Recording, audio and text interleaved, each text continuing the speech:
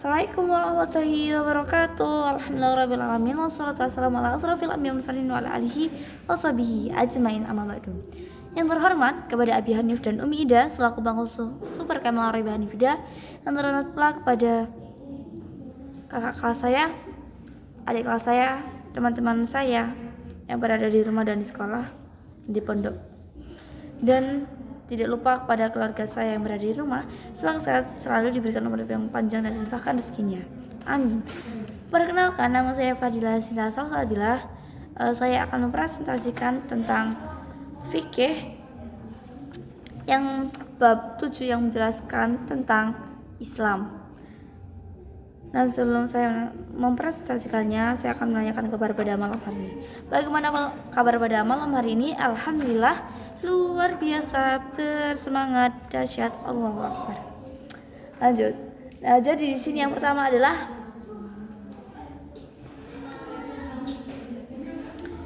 yang ini berarti. Yang pertama di sini ada harta yang diberikan oleh Allah.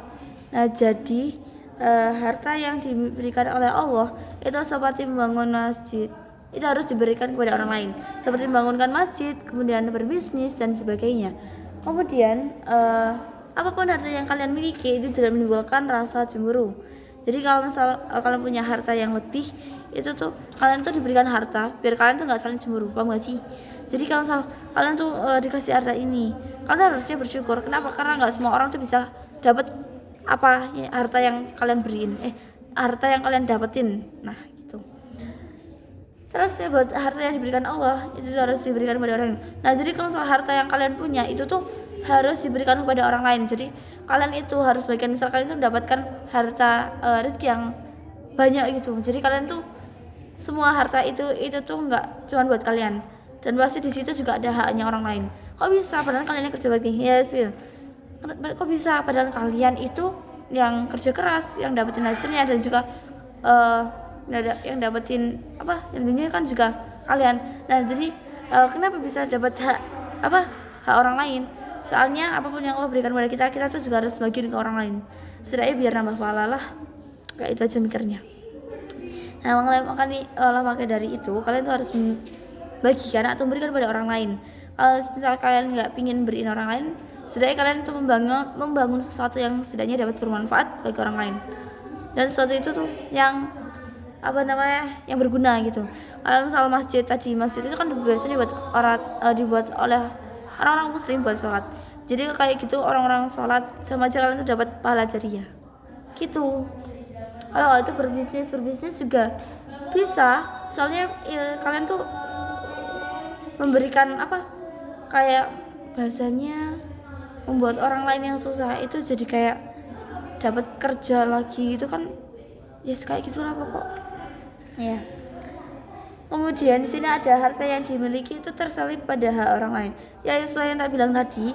Jadi pokok harta yang kalian miliki itu pasti juga ada hak orang lain. Oleh maka dari itu kalian tuh harus ngebagiin harta, nggak semuanya, sebagian hartanya itu harus diberikan pada orang lain, entah itu kalian sedekah atau waktu infak atau apapun itu. Kemudian kewajibannya itu ada kewajiban itu untuk membagikan harta untuk orang yang kurang mampu. Nah, jadi maksudnya kewajiban kalian membagikan harta itu untuk orang yang sebenarnya. Jadi kewajiban kalian jika punya rezeki yang banyak itu adalah membagikan kepada orang yang tidak mampu. Oke, selanjutnya di sini adalah meyakini aturan. Nah, meyakini aturan itu adalah meyakini aturan itu memilih segala sumber Allah.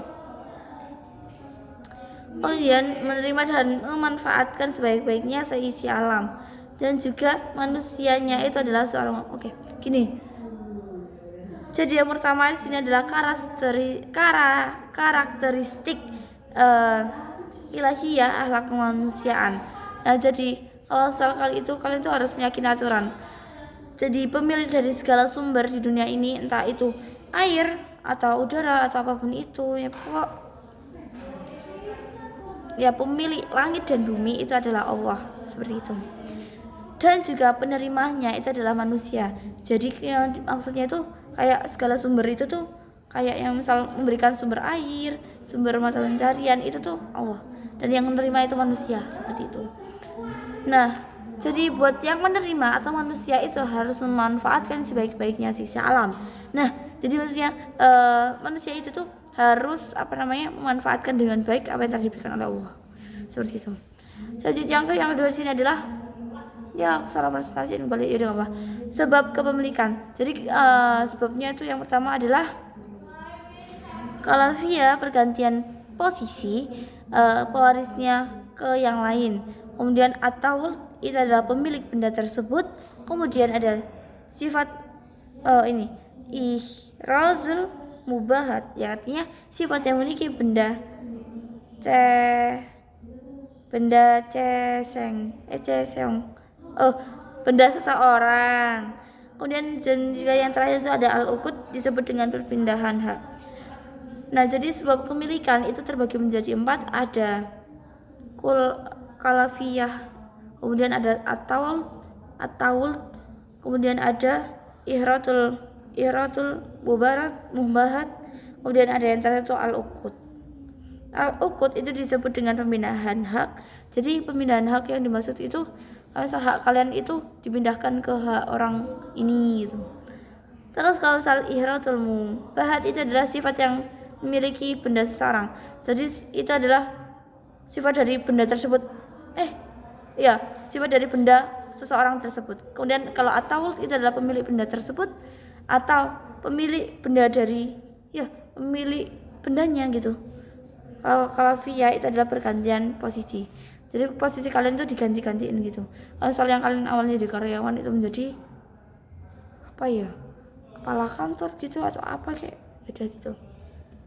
Yang terakhir adalah menghidupkan tanah yang mati. Tanah yang mati itu biasanya itu tanah yang tidak dimiliki dan diperbolehkan untuk diberikan menurut syarat.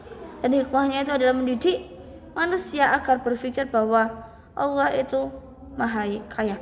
Nah, jadi kalau misalnya menghidupkan tanah mati, tanah biasanya kalau misalnya kalian itu melihat tanah kosong, dan kalau misal kalian mikir kayak nggak ada yang miliki, tapi nggak semuanya itu bisa, soalnya nggak semuanya itu kalian dapat berpikir itu nggak ada yang milikin gitu. Biasanya juga ada yang udah punya gitu. Nah, kalau misalnya kalian menemukan tanah yang kosong, maka kalian itu boleh memiliki. Tapi kalau misalnya emang itu ternyata punya orang, maka ya udah, kalian ya harus itu. Juga hikmahnya itu adalah hikmah dari seluruhnya atau hikmah dari menghidupkan tanah mati itu adalah agar mendidik manusia untuk berpikir bahwa Allah itu Maha Kaya. Oke, sekian dari presentasi saya, kurang lebihnya mohon maaf. Wassalamualaikum warahmatullahi wabarakatuh.